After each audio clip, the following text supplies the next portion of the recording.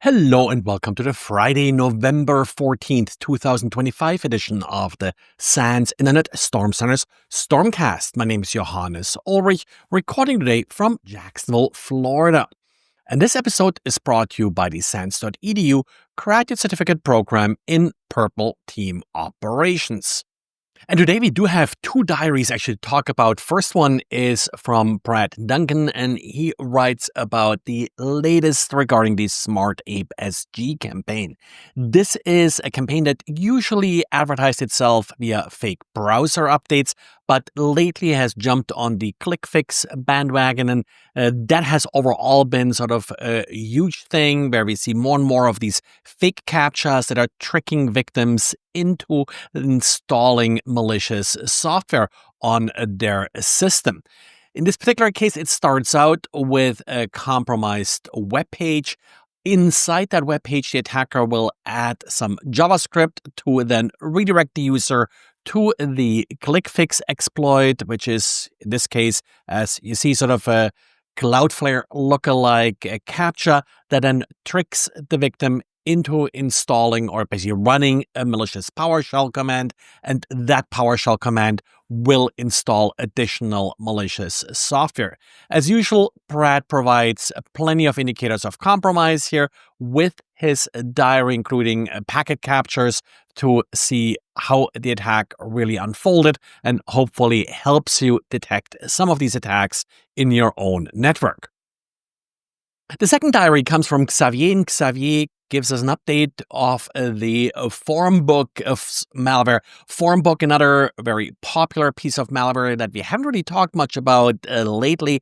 This particular example arrived in the form of an email attachment as a zip file. The user was then tricked into extracting the zip file and executing the Visual Basic script that was included with the zip file.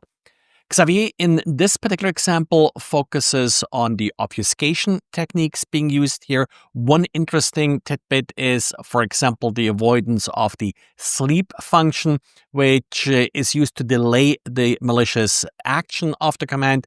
That's often part of signatures, this sleep function, because it is often used for delaying the execution. But here, by putting, wscript.sleep into a little loop, they basically get the same effect as a longer sleep function that may trigger some signatures.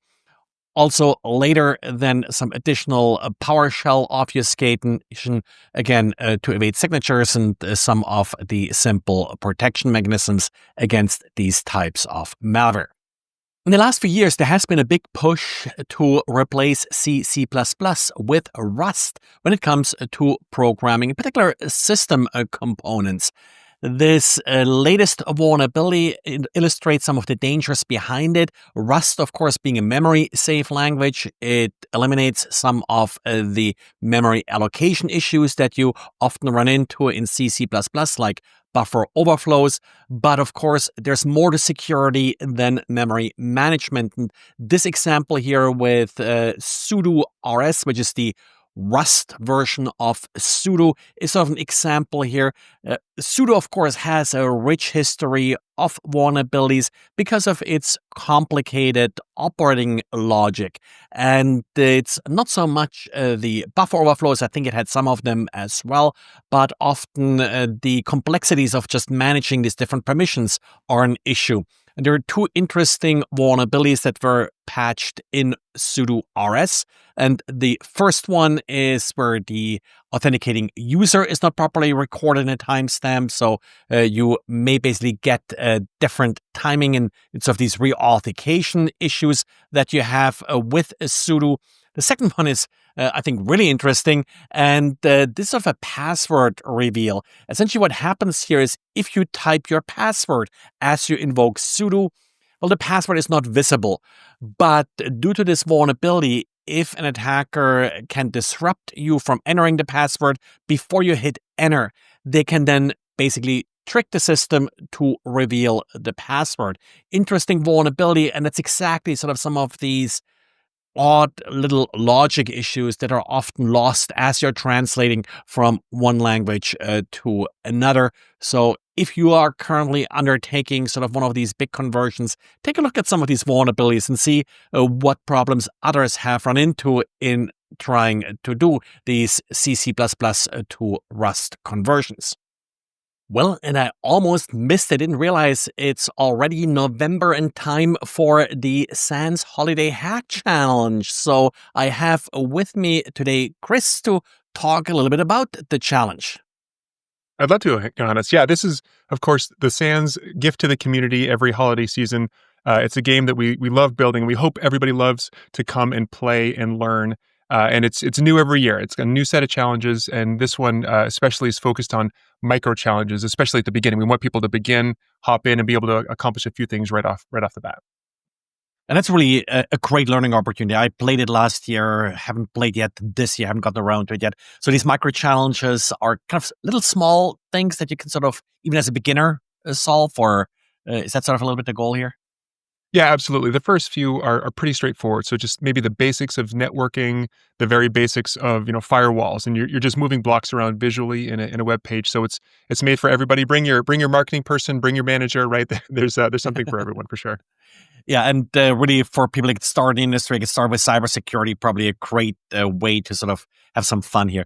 I hear there are also prizes that you have for the challenge. There are indeed, yeah. So it's open and free all year long, but right now during the competition period, so now through January 5th, if you submit one of the very best solutions to the holiday hack, then you could win access to SANS Skills Quest by NetWars. That's an online learning platform, or even a free SANS course. Wow, that's quite substantial prizes there. But even if you don't win, I think you're still winning by just learning. Can you tell us a little bit sort of some of the challenges, maybe give us a little bit of a preview of what to expect there, or what's the storyline this year? Yeah. So I love having a storyline. I love learning and playing.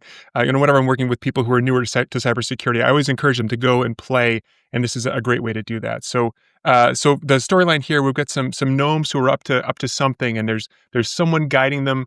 Interestingly, I think for someone who's been doing this for a while, it's a throwback to our game 10 years ago. So when I first played the Holiday Hack, it was in this neighborhood, and we're back in that neighborhood, but now with 3D graphics, and you can rotate your view with Q and E keys. It's kind of interesting. But challenges go from some of the basics of cybersecurity all up to some more complex challenges for the pros. So things in cloud, we have some LLM exploitation and even some post quantum crypto. And those will take a little bit longer to do, right, than the intro challenges. But yeah, a little bit of everything or something for everybody.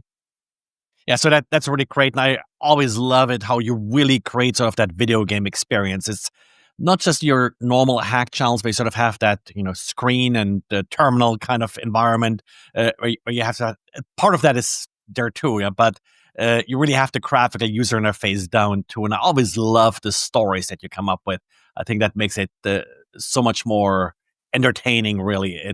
And also interactions between players, is that also still part of it?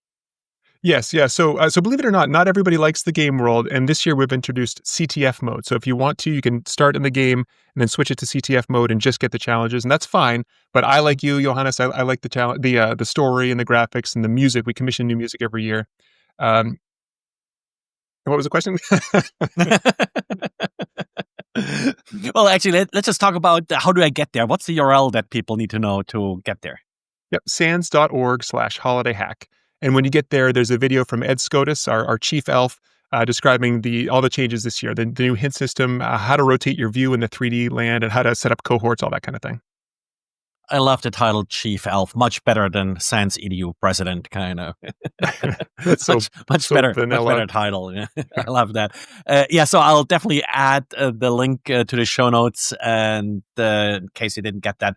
But it's a great opportunity for everybody, great gift to the community here. Any final words for our listeners? So your question before was about interaction, and yes, absolutely. The best way to interact is over Discord. So if you get stuck on anything, join the Discord, and you'll probably get helped out by another player because it's a very active community. So come, have fun, and be social in a virtual kind of way. So hope you'll check it out. And it's certainly nothing just for information security professionals. It's something for the whole family to really have fun with.